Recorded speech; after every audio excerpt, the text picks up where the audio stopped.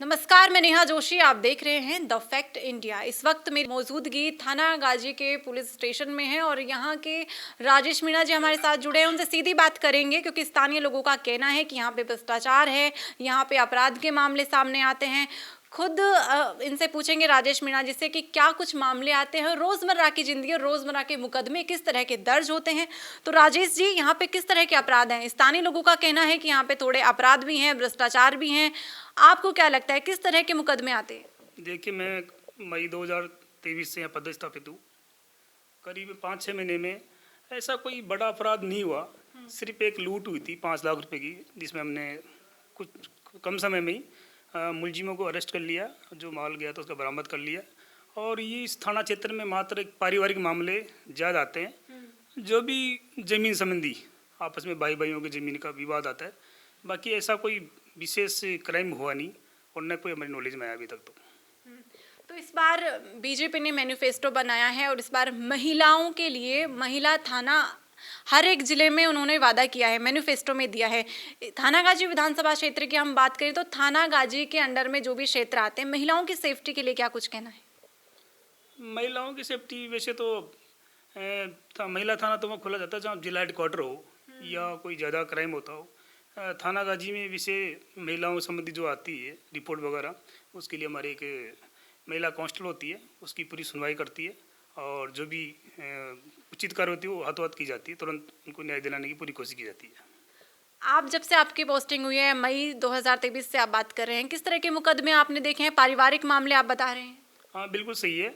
अभी जैसे बारिश का टाइम था, उस समय ज़मीन के अलावा कोई विवाद हुआ ही नहीं, ओनली फॉर ज़मीन। और कुछ एक्सीडेंट होते हैं, जो एक्सीडेंट सिर्फ जो चालक है उनकी लापरवाही से होता है। हमने कई बार समझाइश भी करते हैं हेलमेट के बारे में और ब्रेकर के बारे में, और कई बार कैंप लगा के समझाइश की गई। लेकिन मोटा मोटा ये आया है कि यहाँ पे ज़मीन संबंधी पारिवारिक मामला आता है और कुछ एक्सीडेंट होता है। थाना गाजी नगर पालिका में भी आने लग गया है और ये जो एरिया है वो खाली है। यहाँ पे लूटपाट की और चोरी की जो संबंधित समस्याएं बहुत आई हैं, शुरू से ही आई हैं। तो आपको क्या लगता है इस पर जो पुलिस है गश्त लगाने की, आपको मतलब कितने चक्कर लगाती है पुलिस? क्या सेफ्टी की कोई तो व्यवस्था होगी थाना गाजी क्षेत्र में? देखिए, करीबन 5-6 महीने से मैं देख रहा हूँ थाना गाजी में। आप भी पता कर लेना पब्लिक से, ऐसी कोई चोरी की घटना नहीं हुई है। 2-4 चोरियाँ हुई थी छोटी मोटी, जिनमें हमने चोरों को पकड़ा है, उनसे माल भी बरामद किया है। दूसरा रही बात गश्त की, हमारी गाड़ी पर दिन एक इवनिंग गश्त होती है, एक नाइट गश्त होती है। इवनिंग गश्त 9 बजे तक होती है, उसके बाद में 11 बजे हमारी गाड़ी जाती है, जो पर डे हमारी गाड़ी गश्त में जाती है। तो ऐसा कोई चोरी हुई नहीं, बड़ी चोरी। स्थानीय लोगों का कहना है कि जैसे भ्रष्टाचार, जैसे मैंने आपसे पहले भी पूछा है, लेकिन क्या नेताओं का भी इन्वॉल्वमेंट होता है? किस प्रकार की समस्याएं आपके सामने आती हैं? स्थानीय लोग तो आप तो खुलकर बताते होंगे, अपराध के मामले आपके पास आते हैं। देखिए, स्थानीय नेता फोन तो सभी पार्टी के करते हैं, मगर हम वही काम करते हैं जो बिल्कुल लीगल सा हो। ऐसा नहीं कि दबाव में आके किसी का सद में कोई गलत काम किया हो, ऐसा कोई मैटर किया नहीं आज तक। तो शांतिपूर्ण क्षेत्र है थाना गाजी? हाँ, बिल्कुल। मैं कह सकता हूँ कि जमीन विवाद के अलावा है तो पूरा शांतिपूर्ण इलाका। जमीन विवाद के कितने मुकदमे आ जाते हैं?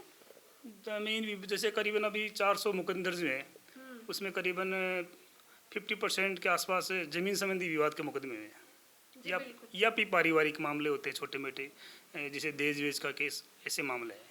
तो ये थे हमारे साथ राजेश कुमार, जिन्होंने खुलकर बताया है कि किस प्रकार से जो थाना गाजी स्थानीय लोगों से हमने जाना है और फैक्ट भी हमने राजेश कुमार से जाना है कि किस प्रकार के मामले थाना गाजी के पुलिस स्टेशन में आते हैं और किस प्रकार से इस पर प्रक्रिया भी की जाती है और जांच भी की जाती है।